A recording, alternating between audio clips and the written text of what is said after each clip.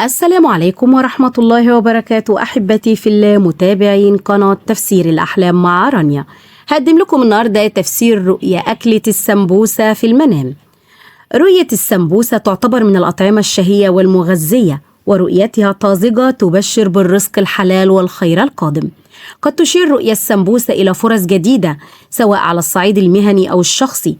أيضا تدل على الحصول على المال وتحقيق مكاسب مادية بعد بذل مجهود واسع. رؤية السمبوسة الطازجة قد تعكس نظرة إيجابية وتفاؤل بالمستقبل.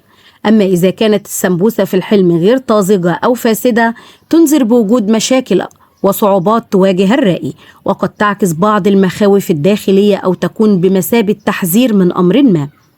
تحضير السمبوسة يدل على رضاها بحياتها إذا كانت متزوجة، وللعزباء يشير إلى زواج أو خطوبة قريبة. شراء السمبوسة يرمز إلى الراحة النفسية. أكل السمبوسة يدل على أخبار سارة أو علاقات ناجحة.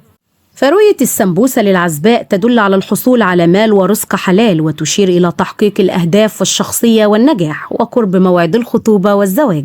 للمتزوجة فتعكس الاستقرار الأسري والراحة في الحياة الزوجية، وتدل على البركة في المنزل والرزق الوفير.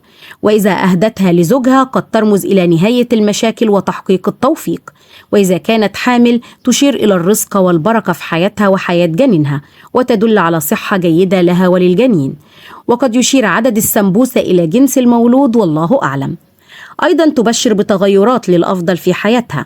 أما بالنسبة للمطلقة فرؤيا السمبوسة تدل على السعادة والراحة النفسية القادمة، وقد ترمز إلى فرص جديدة في حياتها، ربما زواج جديد. أما رؤيا السمبوسة في منام الرجل فتشير إلى الرزق الوفير والنجاح في العمل أو التجارة، وقد تدل على سماع أخبار مفرحة قريبا، وتعكس الاستقرار في الحياة بشكل عام. السمبوسة الطازجة ترمز إلى الرزق والخير القادم. الفاسدة تشير إلى مخاوف أو تحذيرات معينة. أكل السمبوسة بسهولة يدل على تحقيق الأماني بسهولة ويسر. تحضير السمبوسة يرمز إلى عمل متعب ولكنه سيؤدي إلى نتائج جيدة. وإلى هنا تنتهي حلقتنا، ونلقاكم في تفسير جديد. فلا تنسوا دعمنا دائما بالإعجاب بالفيديو والاشتراك في القناة وتفعيل الجرس ليصلكم دائما كل ما هو جديد لنا. إلى اللقاء، والسلام عليكم ورحمة الله وبركاته.